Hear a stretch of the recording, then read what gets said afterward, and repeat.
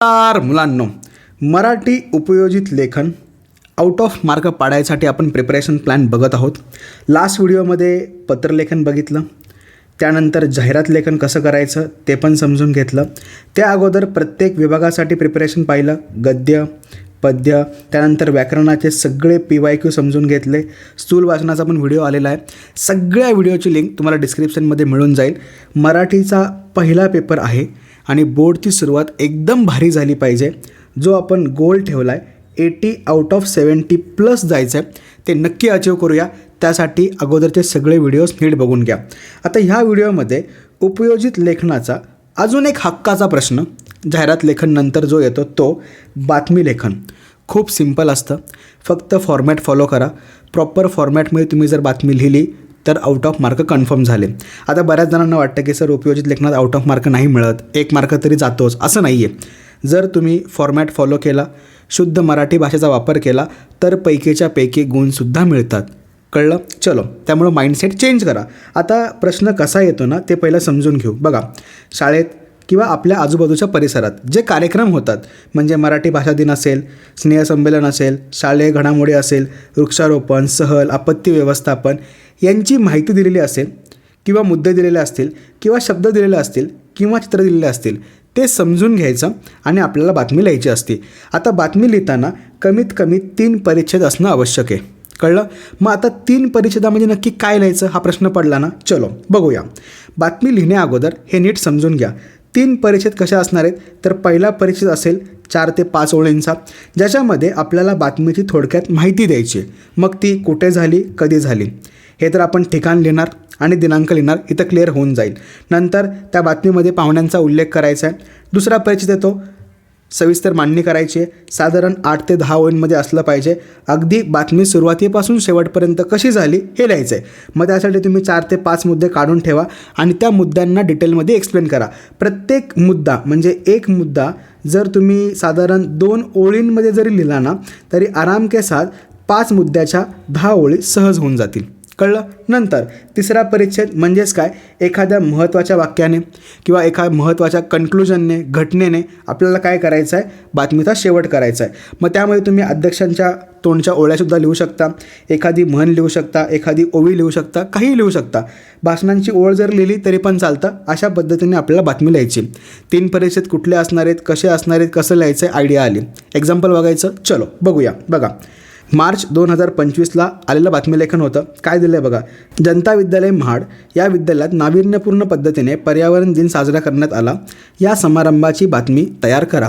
आता कुठं झाला त्यांनी ऑलरेडी मेन्शन केलं आहे, बरोबर.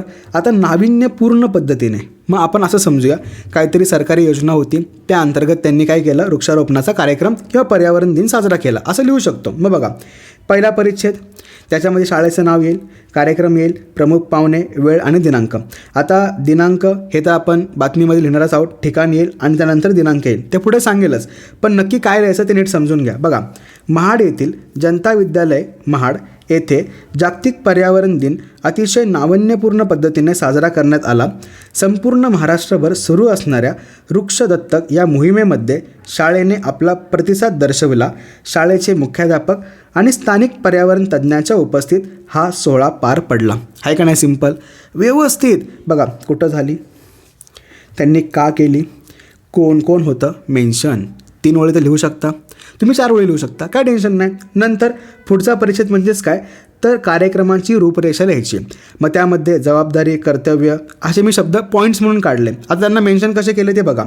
कार्यक्रमाची सुरुवात विद्यालयाच्या परिसरात वृक्षारोपण करून करण्यात आली. यावेळी पारंपरिक पद्धतीने झाडे न लावता प्रत्येक वर्गाला 1 वृक्ष दत्तक देण्यात आले. थोडंसं वेगळं, या उपक्रमाअंतर्गत लावलेल्या झाडांचे संवर्धन, पाणी घालणे, त्यांच्या वाढीची जबाबदारी संबंधित वर्गातील विद्यार्थ्यांनी वर्षभर घ्यायची आहे. थोडंसं वेगळं वाटलं, बरोबर. नंतर केवळ झाडे लावणे महत्त्वाचे नाही, तर ती जगवणे ही काळाची गरज आहे, असा संदेश यावेळी मुख्याध्यापकांनी आपल्या भाषणातून दिला. बघा, मुख्याध्यापकांनी काय संदेश दिला ते देखील हायलाईट झालं. पुढं शेवटच्या सत्रात विद्यार्थ्यांनी प्लास्टिक मुक्त पर्यावरण या विषयावर पटनाट्य सादर केले. तसेच टाकाऊ वस्तूपासून टिकाऊ वस्तू बनवण्याचे प्रदर्शनही भरवण्यात आले होते. विद्यार्थ्यांनी तयार केलेल्या कापडी पिशव्यांचे वाटप परिसरातील नागरिकांना करण्यात आले. आहे का नाही सिंपल. प्रॉपर 4-5 मुद्दे घेतले, प्रॉपर वेमध्ये मांडलं, आराम के साथ तुम्ही 8 ते 10 ओळी करू शकता. डन. आता कन्क्लुजन बघा, साजेसा शेवट करायचा आहे. निसर्गाप्रती असलेली आपली जबाबदारी केवळ वृक्षारोपणापुरता मर्यादित न ठेवता ती प्रत्यक्ष कृतीत आणण्याच्या उद्देशाने या कार्यक्रमाचे आयोजन करण्यात आले होते. शेवटी पर्यावरणाचे रक्षण करण्यासाठी शपथ घेऊन आणि राष्ट्रगीताने या उपक्रमाची सांगता झाली. या कार्यक्रमाचे कौतुक संपूर्ण महाड परिसरात होत आहे. आहे का नाही. प्रॉपर साधेसा शेवट केला, कारण आपण उपक्रमच वेगळा घेतला होता ना. बघा, जर अशी तुमची बातमी असेल दुसऱ्यांपेक्षा वेगळी तर आराम के साथ मार्क मिळतील. आता बातमी कशी दिसली पाहिजे पेपरमध्ये तेही बघा. वरती हेडिंग येईल, आलं. त्याच्याबरोबर खाली आमच्या वार्ताहराकडून आलं. नंतर या ठिकाणी दिनांक मेन्शन झालं, ठिकाण सगळं मेन्शन. व्यवस्थित लिहायचं आहे, प्रॉपर वेमध्ये, चकाचक. इथं एक थोडीशी चूक झाली. इथं पुणे नव्हतं पाहिजे, पुणे चुकून झालं, इथं महाड पाहिजे होतं. ठीक आहे, समजलं.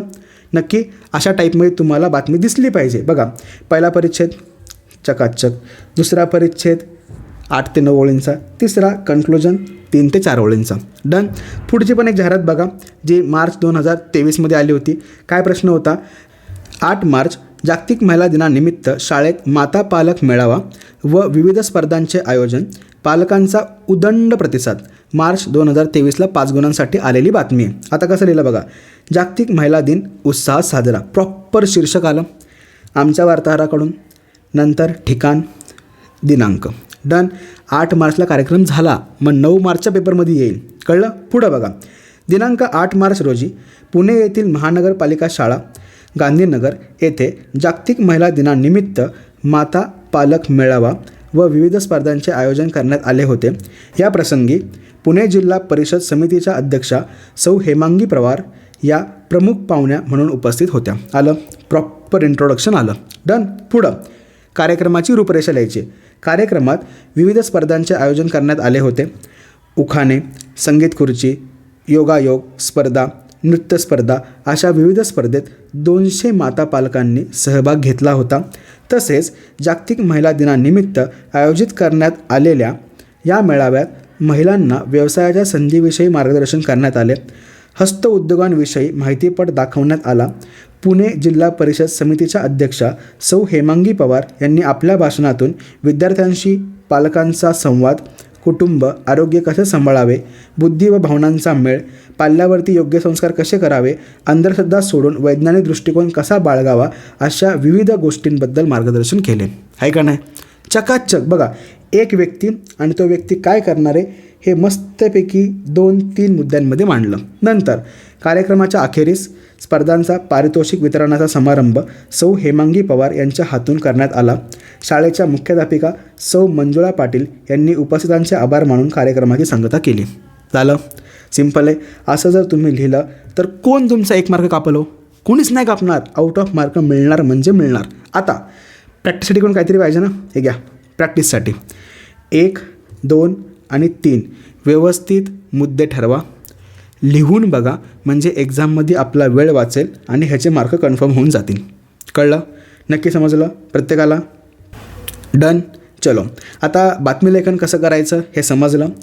3 परिच्छेद कसे लिहायचे हे पण कळलं.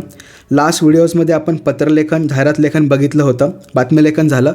आता एकच प्रश्न राहतो, तो पण व्यवस्थित समजून घेऊया. व्यवस्थित प्रिपरेशन करा.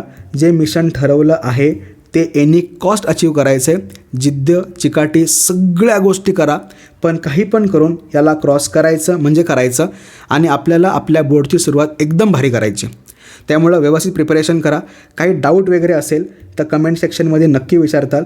नेक्स्ट व्हिडिओजमध्ये आपण पेपर प्रेझेंटेशन, त्यानंतर बोर्डमध्ये काही बेसिक रूल्स वगैरे असतील ते पण सगळं काही समजून घेऊया. टाईम मॅनेजमेंट पण बघूया. त्यामुळे टेन्शन घेऊ नका. व्यवस्थित प्रिपरेशन चालू राहून द्या. ठीक आहे. चलो, bye bye. All the best.